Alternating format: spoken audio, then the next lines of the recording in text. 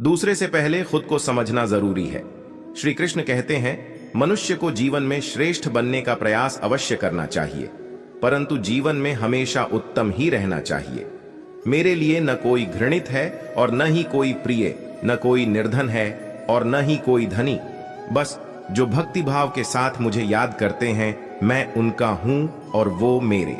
Krishna quotes. Shri Krishna उन्हीं के हैं जो श्री कृष्ण के हैं। भगवान तो बस प्रेम भक्ति के भूखे हैं। जो भी उनकी भक्ति में लीन होता है, जो भी प्रेम से उन्हें याद करता है, वो सदैव उसका कल्याण करते हैं। मन चंचल है, इसे और संयमित करना कठिन है, लेकिन यह अभ्यास से वश में हो जाता है। मन चंचल होता है, ये इधर उधर भागता है और किसी भी कार्य की एकाग्रता का दुश्मन है। लेकिन यदि यह व्यक्ति के वश में हो जाए तो इससे अच्छा कोई मित्र नहीं है। मन को एकाग्र करना जरूरी है, बस थोड़े से प्रयास और अभ्यास की जरूरत है। जो हुआ अच्छा हुआ, जो होता है अच्छे के लिए होता है। कभी कभी विपरीत परिस्थितियां हमारी वर्तमान स्थिति को अच्छा करने के लिए आती हैं। इस शरीर का मोह मत करो, यह तो माटी है, माटी में मिल जाएगा। अमर तो आत्मा है जो परमात्मा में मिल जाएगी। लोग अपने शरीर को सुंदर बनाने में लगे रहते हैं, पर आत्मा की सुंदरता शरीर की सुंदरता से कहीं ज्यादा महत्वपूर्ण है।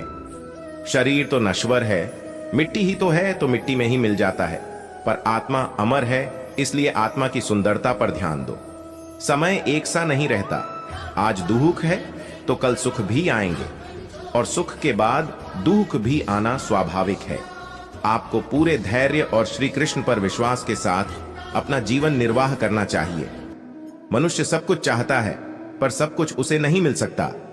आपको जो नहीं मिला उसके लिए पश्चाताप मत करो, और जो आपसे खो गया, जो आपसे अलग हो गया, उसके लिए निराश भी मत हो। यह सच बात है कि भूल करके इंसान कुछ सीखता है, परंतु इसका यह मतलब नहीं कि वह जीवन भर भूल करता रहे और कहे कि हम सीख रहे हैं। क्या सदा मौन रहना उचित है? नहीं, इतिहास साक्षी है। संसार में अधिक विपदाएं इसलिए आई क्योंकि समय पड़ने पर मनुष्य उसका विरोध नहीं कर पाया। श्री कृष्ण कहते हैं, मनुष्य को जीवन में श्रेष्ठ बनने का प्रयास अवश्य करना चाहिए, परंतु जीवन में हमेशा उत्तम ही रहना चाहिए। प्यार और तकदीर कभी साथ नहीं चलते, क्योंकि जो तकदीर में होते हैं उनसे कभी प्यार नहीं होता, और जिससे हमें प्यार हो जाता है वह तकदीर में नहीं होता। हर कीमती चीज को उठाने के लिए झुकना ही पड़ता है। माँ और पिता का आशीर्वाद भी इनमें से एक है। हद से ज्यादा सीधा साधा होना भी ठीक नहीं, क्योंकि जंगल में सबसे पहले सीधे पेड़ों को काटा जाता है। अच्छी किस्मत के लोग थोड़ा भी बुरा होने पर भगवान को कोसते हैं, और बुरी किस्मत के लोग थोड़ा भी अच्छा होने भगवान का स्मरण और धन्यवाद करते हैं। जिंदगी के इस रण में खुद ही कृष्ण और खुद ही अर्जुन बनना पड़ता है। रोज अपना ही सारथी बनकर जीवन की महाभारत को लड़ना पड़ता है। क्या सदा मौन रहना उचित है? नहीं, इतिहास साक्षी है। संसार में अधिक विपदाएं इसलिए आई क्योंकि समय पड़ने पर मनुष्य उसका विरोध नहीं कर पाया। जब मनुष्य को अपने धर्म पर अहंकार हो जाता है, तब उसके हाथों अधर्म होने लगता है। प्यार और तकदीर कभी साथ नहीं चलते, क्योंकि जो तकदीर में होते हैं उनसे कभी प्यार नहीं होता, और जिससे हमें प्यार हो जाता है वह तकदीर में नहीं होता। जिंदगी में दो लोगों का होना बहुत जरूरी है। एक कृष्ण जो ना लड़े फिर भी जीत पक्की कर दे, दूसरा कर्ण जो हार सामने हो फिर भी साथ न छोड़े। परिवर्तन इस संसार का नियम है। कल जो किसी और का था, आज वो तुम्हारा है, एवं कल वो किसी और का होगा। श्री कृष्ण जी कहते हैं, जिस व्यक्ति को आपकी कद्र नहीं, उसके साथ खड़े रहने से अच्छा है आप अकेले रहे। प्रेम एक ऐसा अनुभव है जो मनुष्य को कभी परास्त नहीं होने देता, और घृणा एक ऐसा अनुभव है जो मनुष्य को कभी जीतने नहीं देता। तू करता वही है जो तू चाहता है, होता वही है जो मैं चाहता हूं। तू वही कर जो मैं चाहता हूं, फिर होगा वही जो तू चाहता है। राधा ने श्री कृष्ण से पूछा, प्यार का असली मतलब क्या होता है?